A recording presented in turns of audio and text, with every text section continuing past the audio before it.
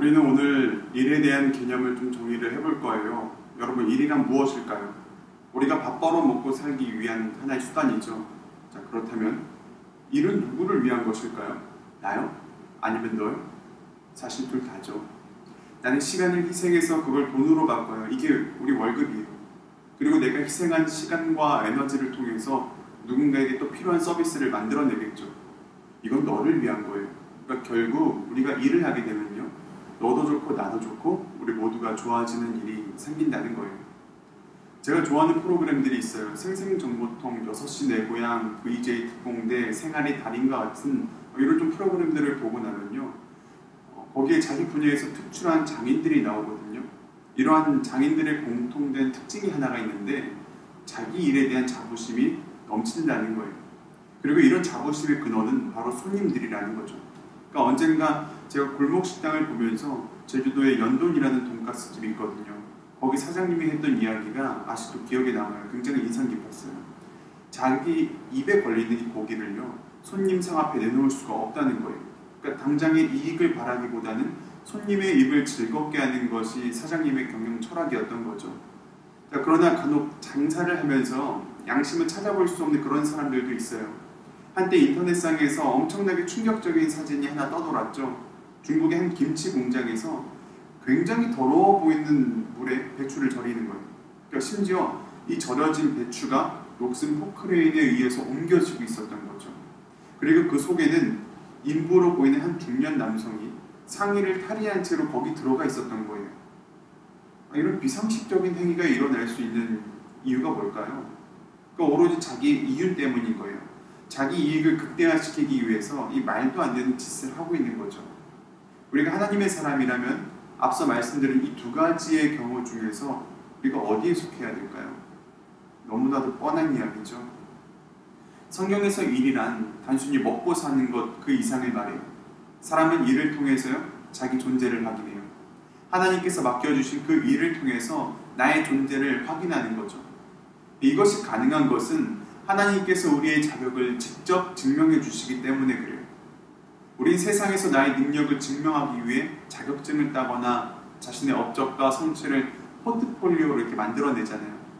세상에서 나라는 사람이 그 존재를 인정받기 위해서 우리가 돈과 명예와 권력을 우리가 찾아다니는 거예요.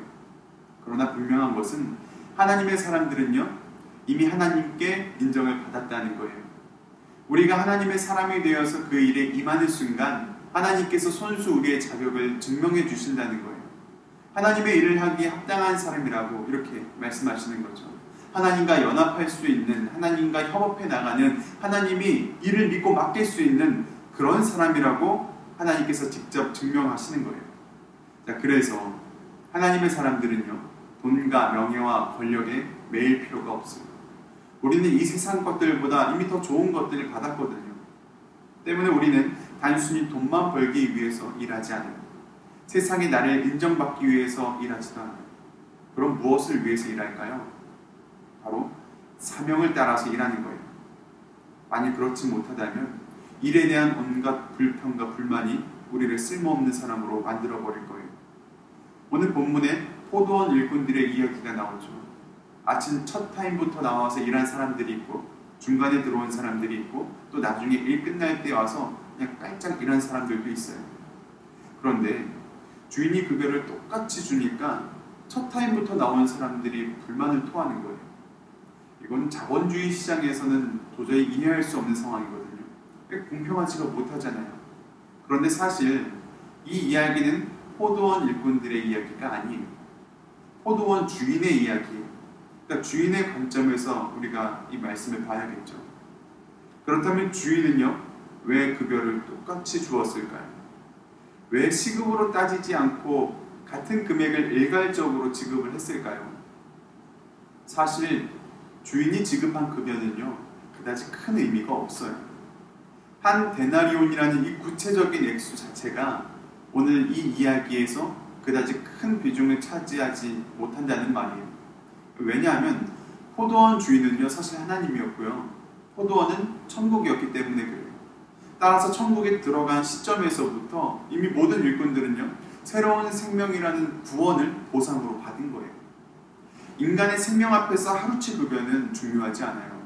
사는 게 더 중요한 거죠. 원래는 모두 죽을 수밖에 없는 그런 죄인들이었어요. 아침 일찍 포도원에 들어온 이게 중요하지 않아요. 어차피 포도원에는요, 아니 천국에는 들어갈 수 없는 사람들이었어요. 자, 그러나 하나님께서 긍휼한 마음을 가지고 그들을 하나하나 하나님의 나라 안으로 들이신 거예요. 그러니까 세상에서 똑같이 일 없던, 그냥 죽을 날만 기다리던 이 사람들이요, 하나님의 나라에 은혜로 들어와서 이제는 하나님과 함께 영광된 일에 참여할 수 있도록 그들이 허락받은 거예요. 그러니까 그러니 이건 일꾼들이 일을 해주는 건가요?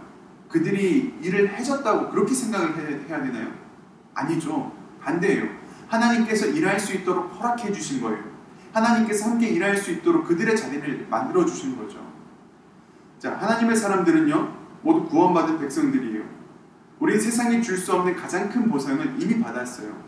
그런 우리들이 이 땅에서 조금 더 많은 재물과 권력 그리고 인기를 쟁취한다고 해서 이것들이 천국에 갔을 때 큰 의미가 있을까요? 오히려 우리는요, 일할 수 있음에 감사해야 돼요. 오늘도 내가 하나님을 위해서 섬길 수 있다는 그 사실만으로도 우리가 기뻐해야 돼요. 이것은 특별한 사명의식을 말해요.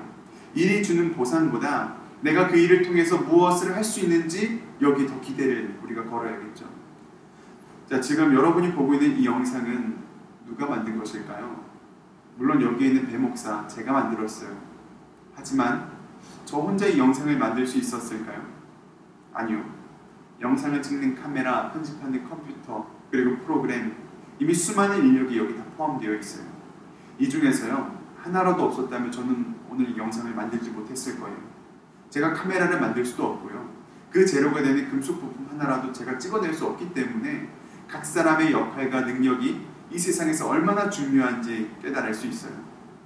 작은 부품 하나를 만들어도요, 그곳엔 사명이 있어야 돼요.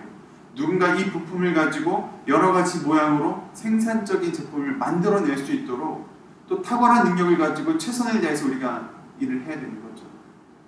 우리의 작은 몸짓이 결국 서로를 돕고 도와서 더 살기 좋은 세상을 만드는 거예요.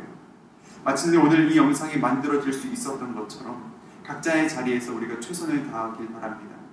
마지막 한마디로 오늘의 설교를 정리할게요. 하나님의 사람들에게 일이란 결국 섬김입니다. 예수님처럼 섬기는 저와 여러분이 되기를 그리스도의 이름으로 축복합니다.